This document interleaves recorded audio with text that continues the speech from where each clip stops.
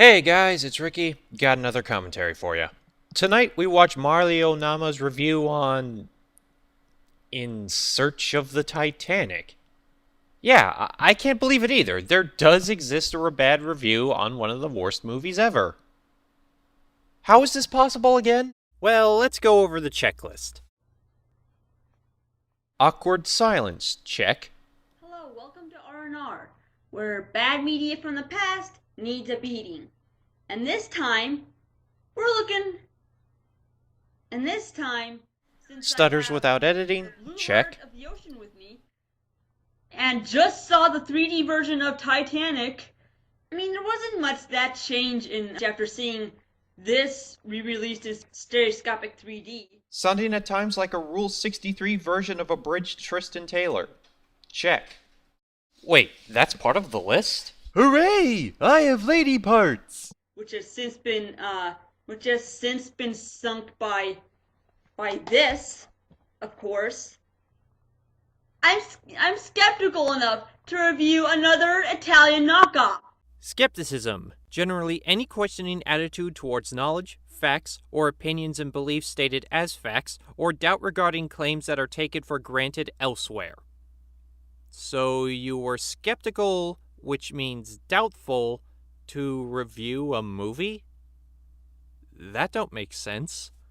This knockoff is the knockoff sequel of the Titanic Italian knockoff called The Legend of Titanic. You know that earlier knockoff where dolphins can somehow hover in midair and talk through magic moonbeams and was sank by a gang of underwater sharks and a whale? Underwater sharks. Am I the only one who sees the redundancy in that? Hey, guy! Hey, I have a message from the boss. Tail it and don't stray too far from the ship. Tell him we're ready to destroy anything, anytime!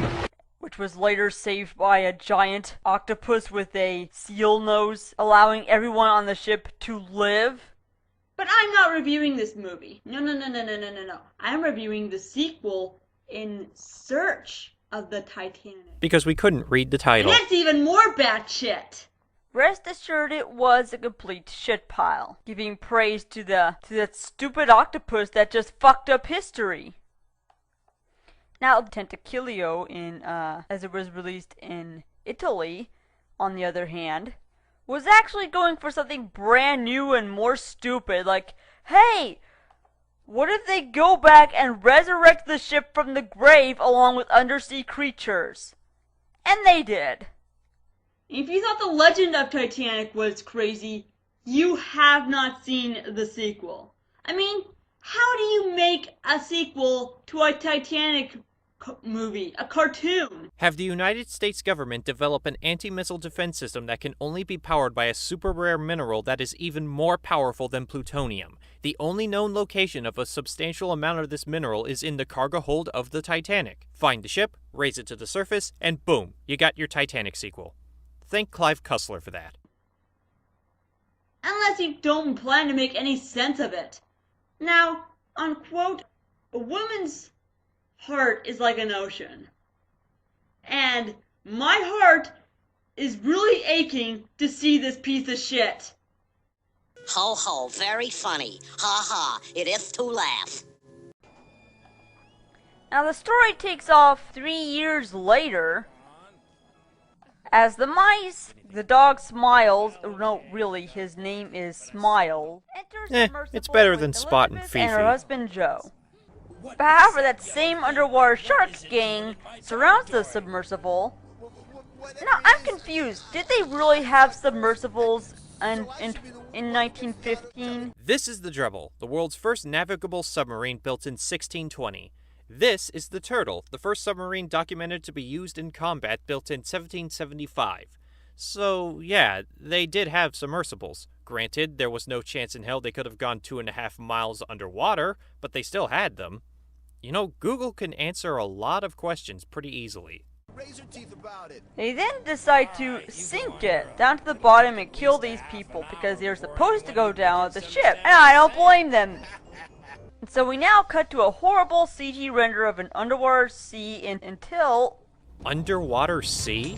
Could you get more redundant?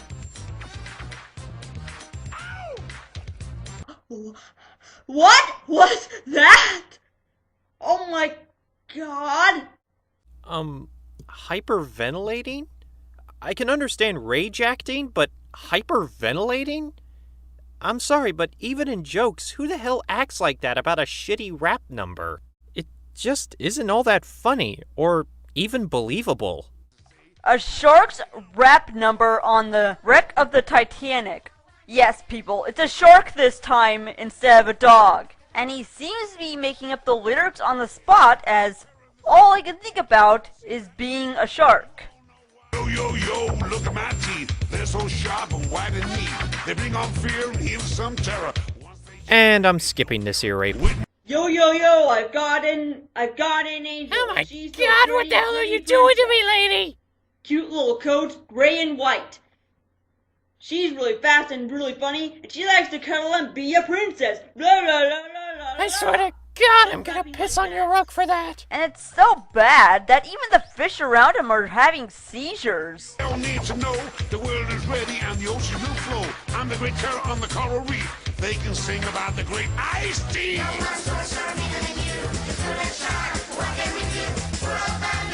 Padding, padding, padding, padding, padding, wonderful padding. Oh, I just love how you drag this point out. I get it now, just move on. So if you still are not disgusted by that scene we just saw, the sharks around the submersible then cut the wire to their oxygen supply to the ship, thus sinking them. Which I don't understand, because if it cuts off their oxygen supply, they also suffocate. Oh, I'm sorry, what was she on about? No, I'm serious, I couldn't understand a lick of that. Do you listen to your recordings before you use them to make sure your audience can understand what you're on about? It may take longer to do, but it gets better results. Hell, I did like 4 retakes of the padding song from earlier to make sure I enunciated the lyrics and I didn't crack at any high notes or stutter. I did multiple takes of this cutaway too to make sure it didn't have any of those mentioned problems. But is it long till they're saved by a league of Little Mermaid rejects, dressed in Aquaman costumes? Whoa!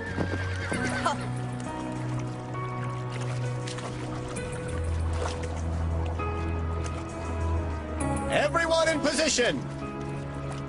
Okay, wait. First off, the place where the Titanic sank was in the North Atlantic, which means that it was a barren ocean with barely any sea life whatsoever. At 2.5 miles below the surface? Yeah, you'd be right, but the Atlantic Ocean in general is still teeming with life. And second, there is no undersea creatures that revolve Little Mermaid. Okay? Talking sharks, mice, and dogs don't exist either, and neither do magic moonbeams, so honestly mermen, which are a part of mythology, don't sound too far-fetched in hindsight. Well, in terms of this movie, that is. And there are certainly no dolphins or tropical fish like you see here. Then either these guys are extinct, or the Atlantic Ocean doesn't exist. I mean, are these idiots even trying? Says the girl who doesn't even bother using Google. Bring them back to their kingdom by blowing a bubble mask over their faces so they don't suffocate. I don't know how a single bubble is supposed to supply you plenty of oxygen unless you're Sonic the Hedgehog. But however, they bring them back. Skipping. But somehow they're brought to a toy kingdom for some reason. It's so that they could be given more information about where they are and what's going on by a bouncy fish on a spring named Pingo. You know, this Richard Simmons-esque stupid asshole. I know the plot is shit, but could you at least be a bit more accurate when talking about it? There. Allow me to introduce myself and welcome you here. I'm Pingo, third counselor to His Majesty the King of Atlantis. Oh god, it's fucking Pixie-Mon on a spring. And if you think things could not possibly get any worse with this, he sings a really stupid song that makes you want to shoot yourself. Welcome to Atlantis, where everything's a dream. And it's a special place. We have a king and have a queen. Here is a surprise. You can thank your lucky stars that I have saved your lives. You didn't do shit to save their lives, Pingo. You were just in the King's Chamber the entire time. Yeah, just because I'm doing a commentary on her doesn't mean I'm going to let the movie get off scot-free on anything. Skipping. Yes, so they're brought to the king, who obviously has no face, which I have no idea why he's even still alive if he's decapitated. You don't have to lose your head to lose your face. Informs Joe and Elizabeth that they'll stay underwater in the Kingdom of Atlantis forever, which is pretty stupid because now they can just swim back up to the surface anytime they want, where they belong. But there's more subplots going on with the mice and meeting up with really offensive racial stereotypes. And they apparently want this magic elixir, so the rats that live within the wreck of the Titanic can take over the world or something. I don't know. They just pulled this straight out of their ass. Skipping. So they follow them to the wreck of the Titanic. Wait, what about the part where Top Connors and Ronnie are assigned by the King of Atlantis to help switch out the elixir of life with a fake? Granted, you mentioned the fake elixir of life later on, but you never explained how it got there in the first place. You just blew off a huge key point of the movie, something that you're not supposed to do in a detailed movie review. Where apparently the mice reside. Skipping. All out on. Soon they actually beat the sharks and the gang of rats, and the Emperor rewards them with rebuilding the ship Titanic. You heard what I said. Audie, His Majesty asked me to come and help you take the Titanic to the Forgotten Island. Good! You're the man for the job! Not only that, I mean, not only does it even make any sense, it's physically impossible! Impossible. Physically impossible. Retakes. Annunciation. Please. So he orders the springing fish and his screw coworker Screwy. No, really, that's his name. His name is Screwy. Rebuild the ship. And you know what? The ship even sails a second voyage to an unknown island which they can all keep to themselves. And this will be your new home. This is a secret island, unreachable by anyone. And here you will live happily ever after. Why would you want that? Why would you want to stay with the same person, isolated from the outside world, on a ship at an unreachable island? What about your family, your friends, your job, your money, your legacy? Unless you get to visit Atlantis, maybe, wouldn't you eventually go insane for having to live like that for the rest of your existence? Yeah, nice reward, asshole. You're the real villain of this movie. Also, why aren't Don Juan and Elizabeth protesting this? And doesn't this completely contradict the continuity of the beginning of the first movie? I mean, Top Connors was telling us in flashback in fucking New York. Dang, I like ships. And that wraps up this movie. And thank God, I don't know of any more Titanic knockout movies that are out there that just insult James Cameron's performance. Shouldn't you be a bit more concerned about how disgustingly disrespectful these movies are to the people who are part of the tragedy? As big of a no-no as it is, movie directors get ripped off all the time, so that problem kind of pales in comparison. Without Titanic, there'd be no Avatar.